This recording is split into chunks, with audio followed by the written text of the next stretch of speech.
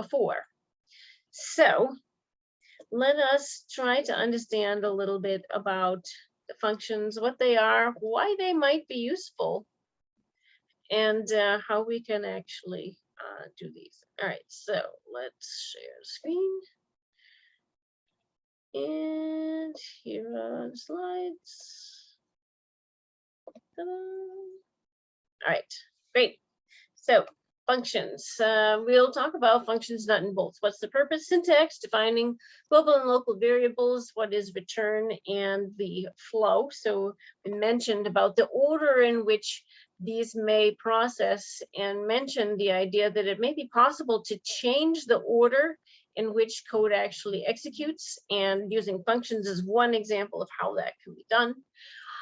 We'll also talk about some advanced concepts, the composition, flow, and effects. And finally, Python built-in functions, print type and input, and the math coercion functions. So let us get into this. What is a function? A function is a block of organized, reusable code that performs a single action. The benefits of using a function are that we can modularize the code and we can reuse the code.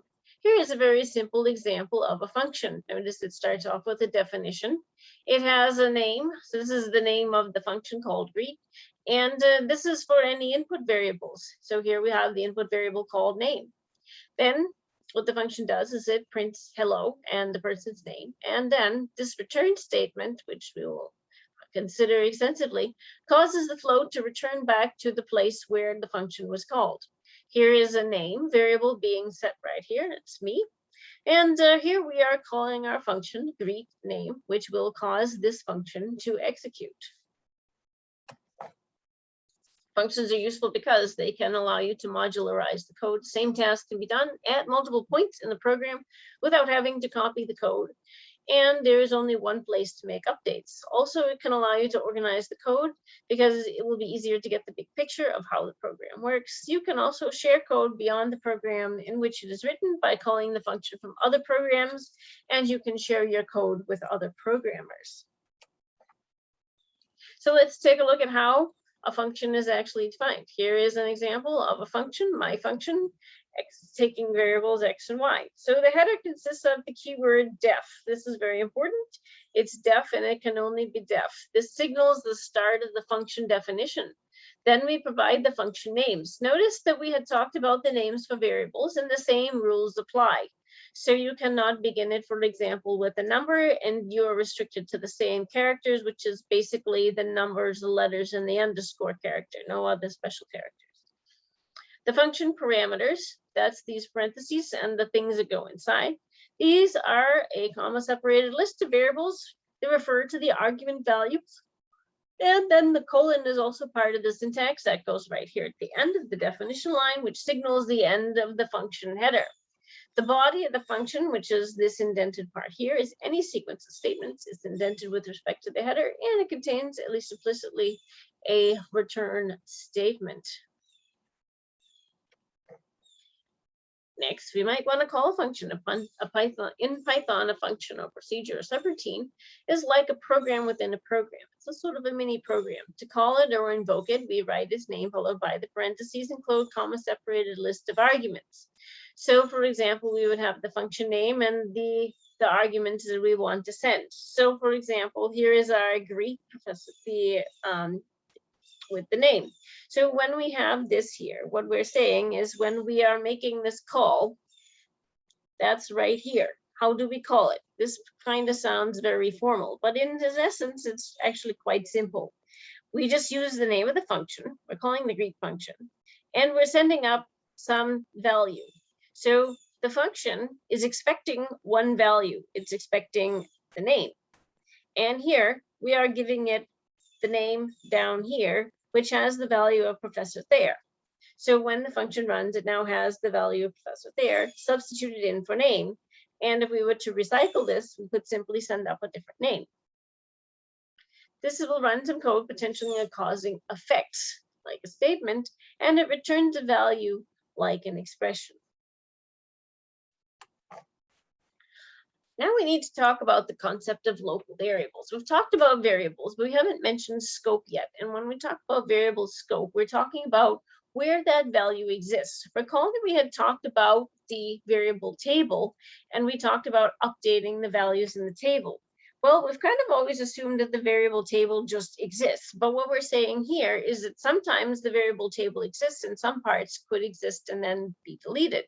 So the idea about local variables is that they are active or they exist inside of the function. So the local variables of a function are its parameters and any variables defined in it. And this region of validity or the scope of the local variables is only the function body. So once the function ends, the values of those variables is gone forever.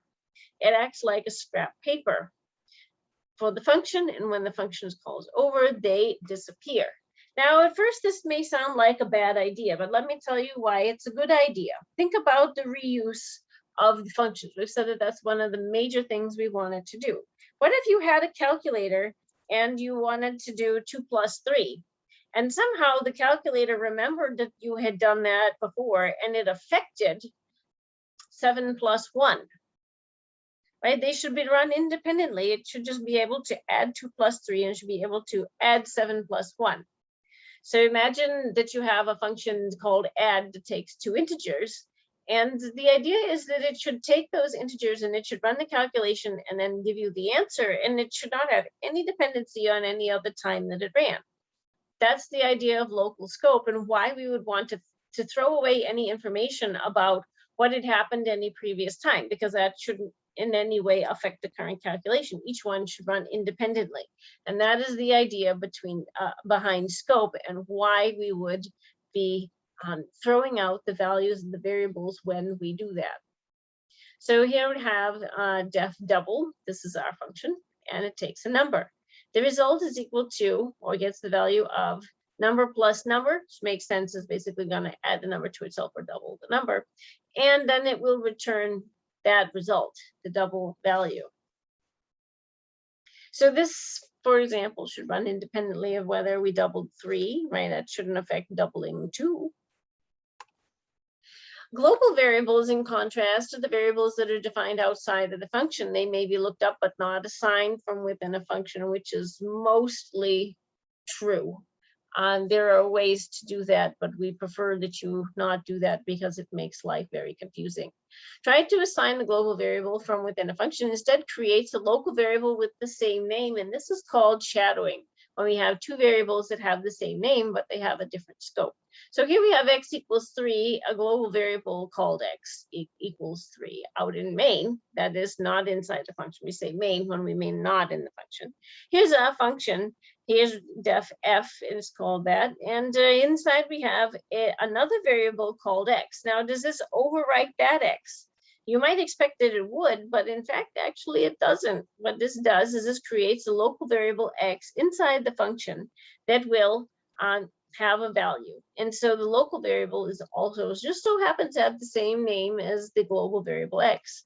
And so what we can do is we can then print inside of this, and we can actually print out the variable that's inside there.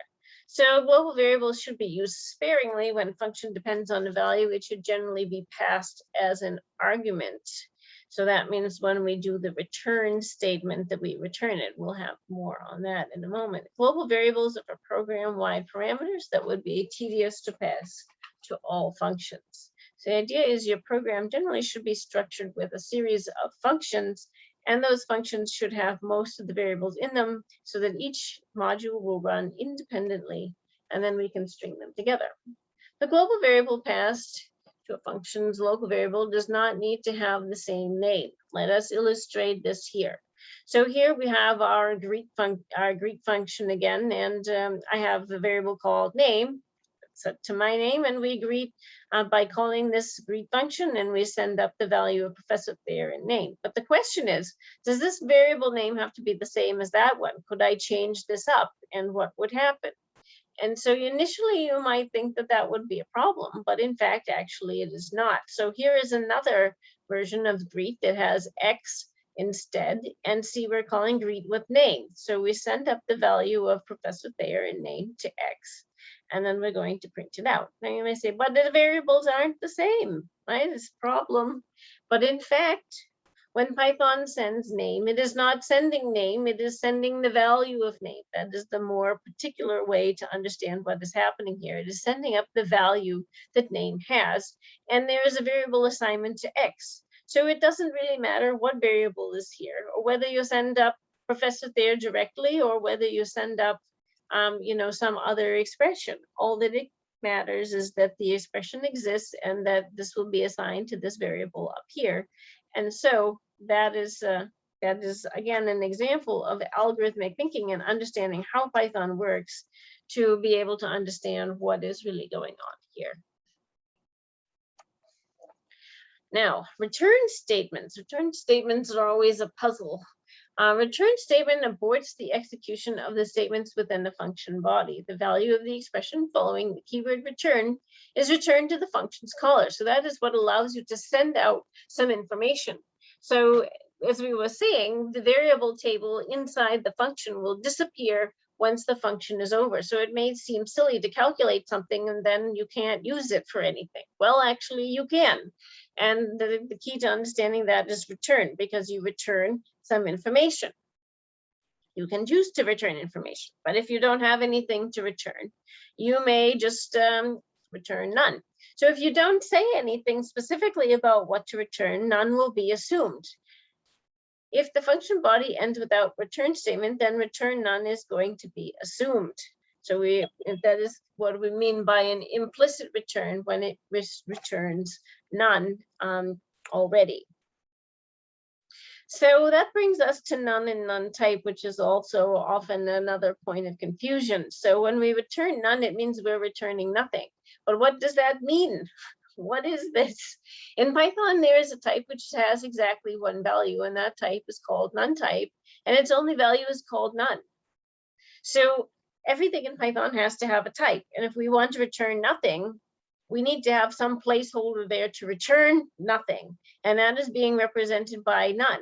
But what is none? Which type should it be? Is it a string? Is it an integer? It's not. It's none of those. It has the type of none type, which means there is no information contained in it. So the none value provides no information, so the Python interactive interpreter suppresses printing it, which is why you don't see it when you're working interactively. Are you confused yet? Questions about any of this? It's different. It's different. I have a question about something a few slides ago. Yep, sure. So could you explain again why the Python doesn't take into account the X and doesn't get confused about what you're talking about? Yes. I'm talking about this slide. Yep. Mm-hmm. Let's go through it again. So the key to understanding this is thinking it the way Python thinks. Python does things in a very algorithmic way. So it says, all right, what am I going to do here? I have a variable called name, and that name has a value of Professor Thayer. Here's the function call. I'm going to go run this function, and I'm going to send out the value of name. Now, the value of name happens to be Professor Thayer, which is a string. Now, does the function know that the information was sent out as the value of that happens to be assigned to name, or can it tell whether I had directly typed Professor Thayer here instead? Does it have any way to know that? No. That's correct. All it sees when we get to the function is that X needs a value, and it looks in the function call that it got to see what to put there. And it says, oh, yep, Professor Thayer was sent. X equals Professor Thayer. Print hello X. Hello, Professor Thayer, return. And so because it happens by a variable assignment, not by matching the variable to the X, which it might appear that it does.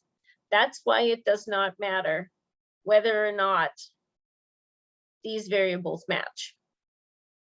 That makes sense. Thank you. You're welcome. Anybody else have a question about that or anything else we've talked about for functions?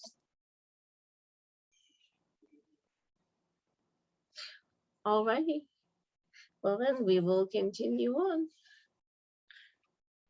So let's see, that's the return statements, the none and the none type. Let us review the flow of the program. So this is kind of what we've just been talking about.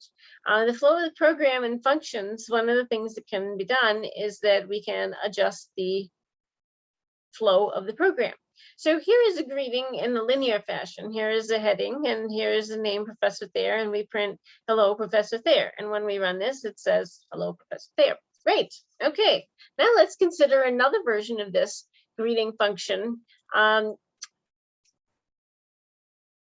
what we have here is we have a function definition. Now, an important thing to understand about functions is just because Python encounters a function with that imaginary pointer as it's moving along, does not mean that it is actually executing it. A function executes when what? And a function executes when a function call is issued. So we go from top to bottom and we go, okay, so we read in, great, there's some comments, just ignore that. Now I'm going to learn how to greet. So Python reads in this and learns how to do greeting by having this function, but does it run it yet? No, it does not run the function yet. It runs the function when it gets a function call. So the next thing that happens is we get down here, we have a variable called name, and it's set to the value of Professor Thayer. And then we're going to call the greet function. So what happens here is we have our greet name, which causes our control to go back up to the definition line of greet. When we're talking about moving the control, we envision an imaginary pointer pointing what Python is executing now. So our imaginary pointer, or my pointer here, is going up to def greet name. So the variable assignment occurs and we have print hello and the value of name. And then we encounter the return. Now the return causes the control, or that imaginary pointer, to go back to the place from which it was called, which is this line right here. There's nothing else to do, and it continues on. So the output will be exactly the same. Hello, Professor Thayer. But notice that the flow of the first program is much simpler than the flow in the second program, and that they both result in the same output. Questions about that?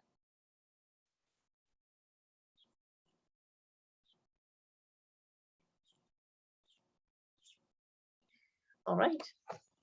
Return versus printing.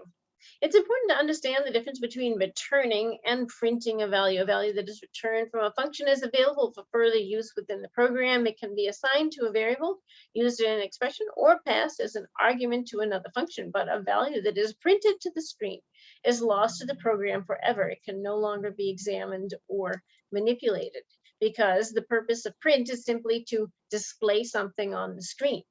In fact, print is a function that always returns none. And if you don't believe, you can actually check that out for yourself.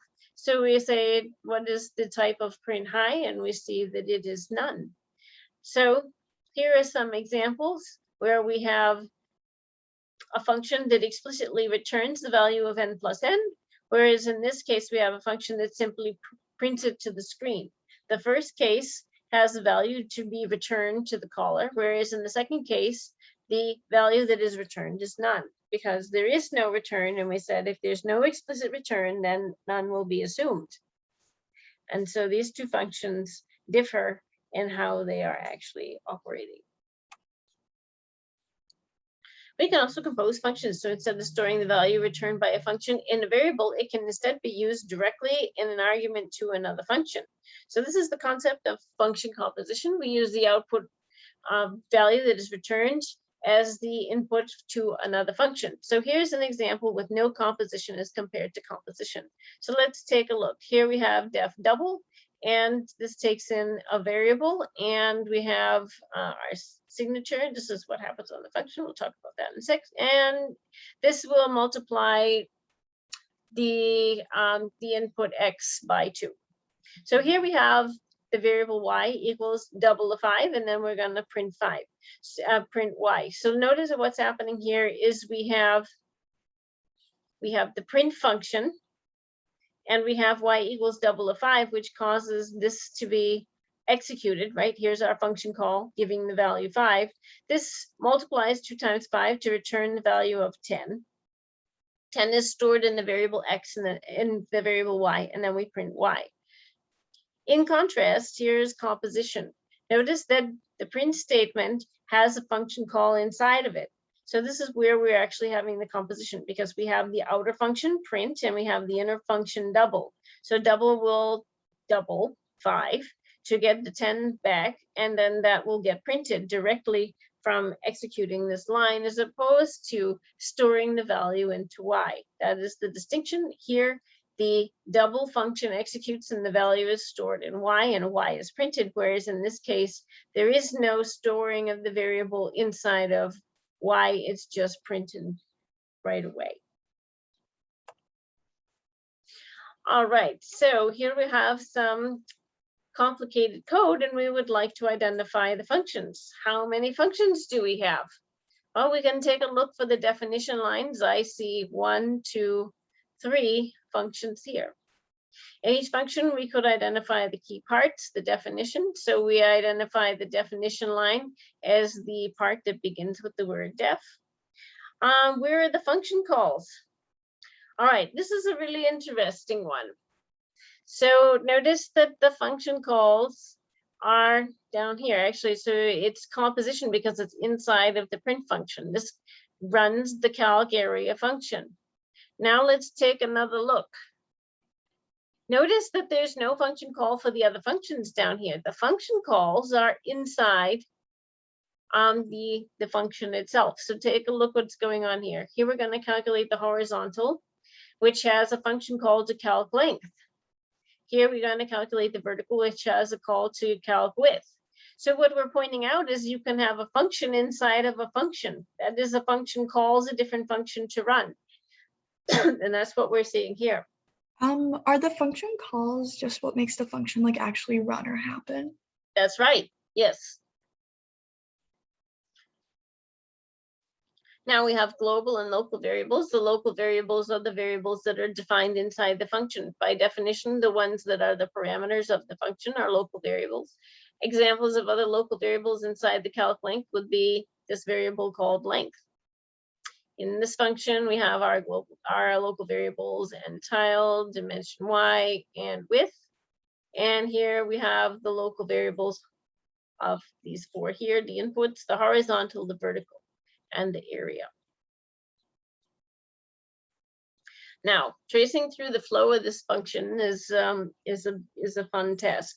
So when Python begins, it's going to read from top to bottom until it's caused to do something else. So because it reads in the definition,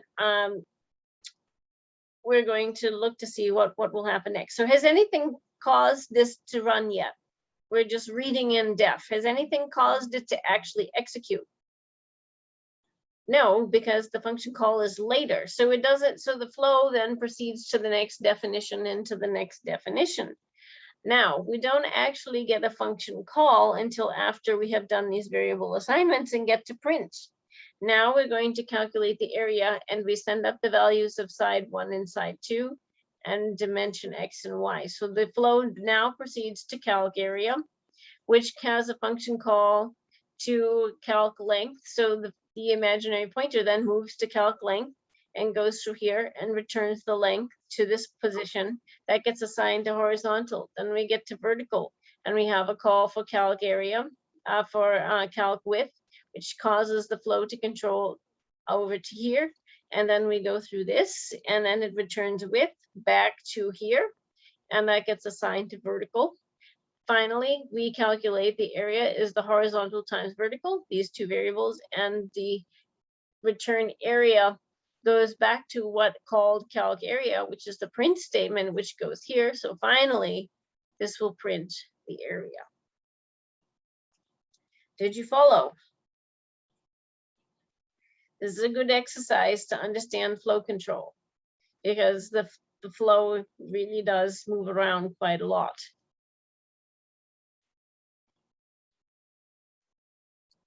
Questions? No? All right.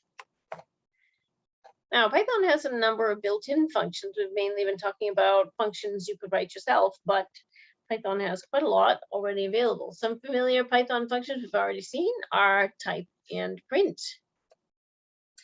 We also have input and output functions. The print function takes an argument and has the effect of printing its value to the screen. We may also want to take input from the user or keyboard and give it to the program. We can do this using the input function. So we would use input and then the prompt. This will be some text to show the user what they should type. So otherwise the program would just pause and they wouldn't know why. The prompt is a string that gets printed to let the user know what to enter. So for example, we may have input, what's your name? We can store the result in a variable and use it later in the program. So for example, we have name equals input, what's your name? So notice that what's happening here is the input function is going to cause what's your name to be displayed to the screen. Then the user will type their name. Then the value that is typed to the screen will be entered into the variable called name. Then when we get to the next line, print, nice to meet you, name will look in the variable table to see if there is a value for name, and it will be whatever the user typed. And so this is how we get user input to be used in the program. We also have the coercion function. So we've been talking quite a bit about type. And so perhaps you want to cause the particular expression to become something else. So there are some basic coercion functions that convert values from one type to another type. These are named after the target type. So for example, string of expression will try to convert the argument to a string. Int of expression will convert the argument to an integer, float, cause it to be a float, and bool will cause it to be a bool. What do they, oh, sorry, this slide is a little messed up. It's covering the example. What they do depends on the argument. So the point here is that if you try to do int of hello, that makes no sense and you'll get an error. However, you could do int of 3.999. Notice that what it does is it does truncation. So it's simply going to just keep the whole number part regardless of the decimal value and will not round. You can also use bool of the string false and you'll get true. And this may be a bit puzzling to you. And that is because of the way that the Booleans are set up, that that's not the Boolean, right? It's got the strings around it. Okay, you can also do bool of false, which will say false. And now you can do bool of my string, which will give true, right? So what we see is basically when we are doing Boolean of an actual Boolean, it will get the value, but when it's not, it will just always be true, which is a bit strange. But Python is doing its algorithmic thinking. That's what it was programmed to do. All right, so here are some examples int of hello. Yeah, these are the ones we just looked at. And so what we can see here is that it is a little bit unexpected. But again, we just have to know what the rules are and then follow along those. And part of what's going on here is called implicit coercion. If an expression is of a type different from the one Python expected, Python may silently, meaning not asking you, try to convert it using the coercion function. And this is called implicit coercion. So we can use the print function, which expects a string, and find something else, it will silently call string on it. So print 2 plus 2 gets converted into print string of 2 plus 2 automatically. The implicit coercion may seem convenient, but it can be bad because it can combine with overloading and produce unexpected results. Coercion in Booleans, this will help us understand a little bit. Booleans have the property that they can be coerced into integers. So true goes to 1 and false goes to 0. And this is how we can understand those rather troubling examples we saw a few moments back. So overloading of Booleans and mathematical expressions. Some mathematical operators are overloaded to allow working with Booleans. The Boolean is coerced to its integer equivalent, and then the operator is carried out. So true plus 2 may seem kind of odd, but then if we understand what's happening here, true takes on the value of 1, and 1 plus 2 is 3. Here's another example with subtraction, multiplication, and division, where we're simply substituting in. We can also do some other variants of this. Also, we have 3 divided by false. This is going to give us an error because it's a division by 0, which we notice here. It's mentioning division by 0 because false is equal to 0, and it is impossible to divide by 0. Well, it's undefined. Python math functions from a module. So to access some pre-existing functions in Python, you can use the import command and the name of the module containing the functions you wish to use, such as math. So when we do import math, then we can use all of the math functions that are in that module. The math module allows you to access additional math functions, sine, cosine, tan, pi, which is 3.14 out to some very large number of decimal points. So to call a function, you type the name of the module, a dot, and the name of the function you wish to use. So for example, math.log10 of 100, we'll calculate the log. We'll work with the math functions in the lab, so you will be able to see how they work.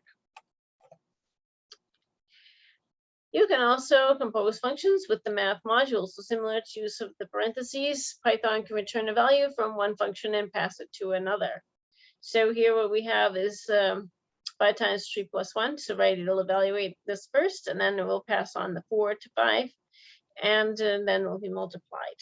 So for example, we can do composition using math.sine of the square root of 4. So this will work from the inner part to the outer part following the order of operations.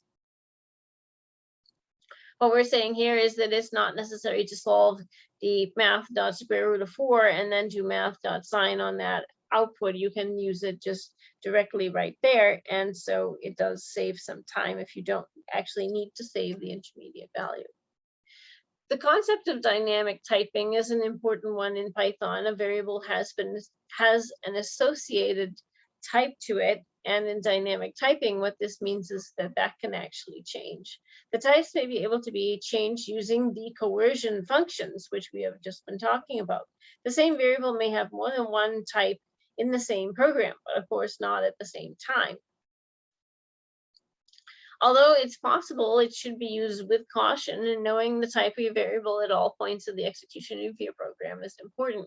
So here we have x equals 5, and we say, what's the type of x? And it says an integer.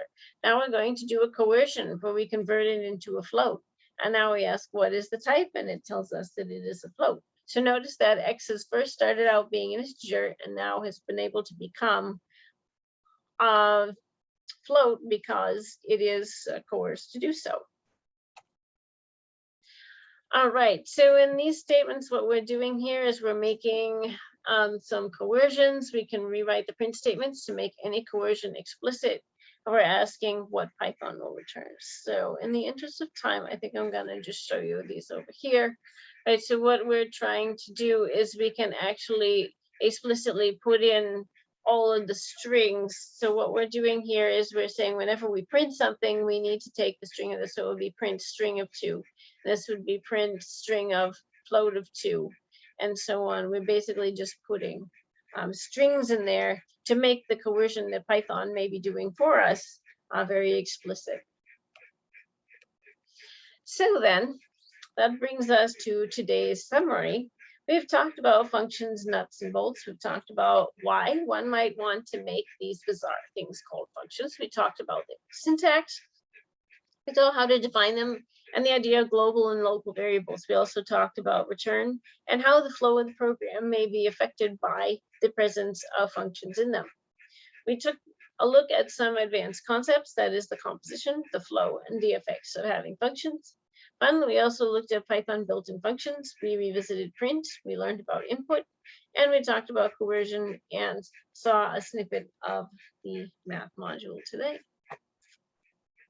All right, well then, this actually concludes our discussion from today. The final things you have to do for our mini course are the problem set 2. And definitely hope you will consider taking our full version of COMP112. I'm gonna just stop sharing and turn our recording off.